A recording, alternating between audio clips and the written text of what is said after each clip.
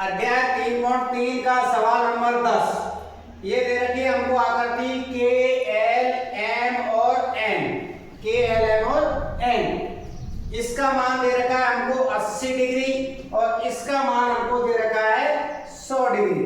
अब इसने ये पूछा है कि बताइए कि यह आकृति समलंब है या नहीं है, समलंब है या नहीं है। तो देखो त्रिभुज के एल एम प्लस त्रिभुज एन एम एल, इनका योग कितना 180। इस वाले का योग देखो कितना दे रखा है हमको 80 और इस वाले का कितना दे रखा है इसका 100, तो बराबर 180। इनको जोड़ने पर भी 180 और इनको जोड़ने पर भी 180। समलंब अंतःकोण संपूरक होते हैं, अंतःकोण संपूरक होते हैं। तो इसमें देखो के एल भुजा किसके समांतर होगी, एम और एन के समांतर होगी। तो ये जो के एल एम एन है वो एक समलंब चतुर्भुज होगा। के एल एम एन एक समलंब चतुर्भुज होगा, समलंब चतुर्भुज होगा। यही हमसे इसमें पूछा है। ये आपका सवाल नंबर 10। आगे देखो सवाल नंबर 11। सवाल नंबर 11 10वें में ये पूछा केवल समलंब है या नहीं है, अंतःकोणों का योग होता है। सवाल नंबर 11 ये दे रखा है, इसका नाम है ए बी सी और डी। इसका मान हमको दे रखा है 120 डिग्री, 120 डिग्री दे रखा है। अब इसने पूछा है कि ज्ञात कीजिए कि कोण सी ज्ञात कीजिए यदि ए बी और डी सी, ए बी ये समांतर है किसके, डी सी के। तो अब देखो इसमें ए बी और डी सी बी सी को प्रतिच्छेद कर रही है। ए बी और डी सी किसको प्रतिच्छेद कर रही है, बी सी को प्रतिच्छेद करती है। ठीक है, ये ए बी भुजा और डी सी भुजा, ये बी सी भुजा ये बी सी को प्रतिच्छेद कर रही है यहाँ पर और ये यहाँ पर। अब इसने देखो अपना कोण बी प्लस कोण सी, इनका योग कितना 180। अंतःकोणों का योग 180 होता है, ये आपको याद रखना है। अंतःकोणों का योग बराबर 180 डिग्री होता है।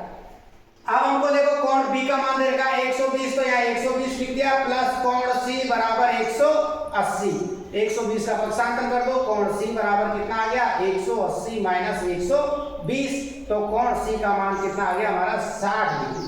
तो कोण सी का मान कितना आ गया 60 डिग्री। ये हमसे सवाल में पूछा है, कोण सी का मान ज्ञात कीजिए। देखो ये यहाँ पर ये दोनों भुजा आपस में समांतर है, बीसी को प्रतिच्छेद कर रही है। तो कोण बी प्लस कोण सी इनका योग 180, अंतःकोणों का योग 180 होता है।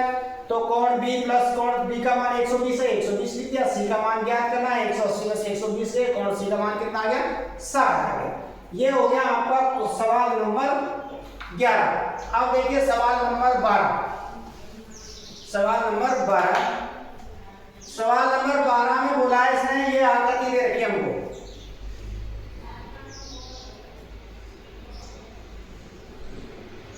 ये आकृति है, ये इसका मान 90 है और इसका मान दे रखा है हमको 130 डिग्री। ये P है, ये Q है, ये R है और ये S है। और ये SP भुजा समांतर है RQ के।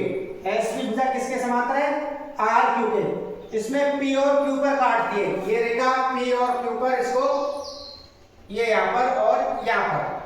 ठीक है, PQ तिर्यक रेखा है, P और Q, P और Q तिर्यक रेखा, तिर्यक रेखा।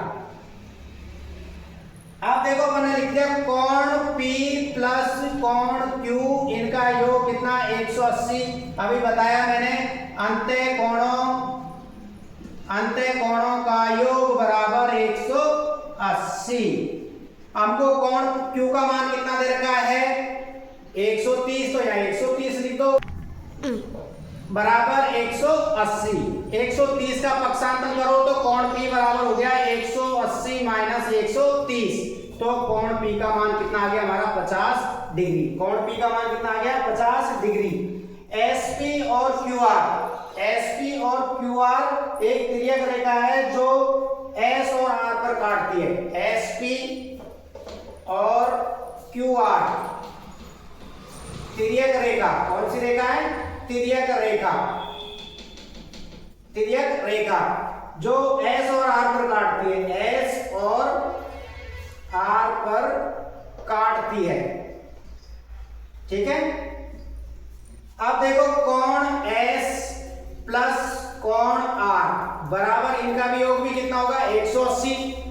अब हमको देखो R का मान दिया हुआ है तो कोण S का मान अपन ज्ञात कर सकते हैं। इसका मान 90 दिया है बराबर 180, 90 का पक्षांतर करो तो कोण S बराबर हो गया 180 माइनस का 90। तो कोण S का मान कितना आ गया हमारे पास 90 डिग्री। कोण P का मान कितना आया 50, कोण S का मान कितना आया 90। अब देखो कोण S 180 में से 90 घटा दिया, कोण S का मान कितना आ गया 90। तो कोण P का मान ज्ञात कर लिया हमने और कोण S का मान ज्ञात कीजिए। इसने हम सवाल में हमसे कोण S और कोण P का मान ज्ञात करने के लिए बोला था। तो देखो सब पहले तो हमने P प्लस Q बराबर 180 करके यहाँ P का मान ज्ञात कर लिया। इसी प्रकार देखो SP और QR तिर्यक रेखा जो S और R पर काटती है। R का मान दे रखा था, कोण S का मान हमको ज्ञात करना है। तो कोण S प्लस कोण R बराबर 180, अंतर कोणों का योग 180 होता है। 90 R का मान दे रखा है तो 90 लिख दिया, 90 180 में से घटाया तो S का मान कितना आ गया 90 और P का मान कितना आ गया 50। इस प्रकार आपकी ये 3.3 अध्याय समाप्त होता है।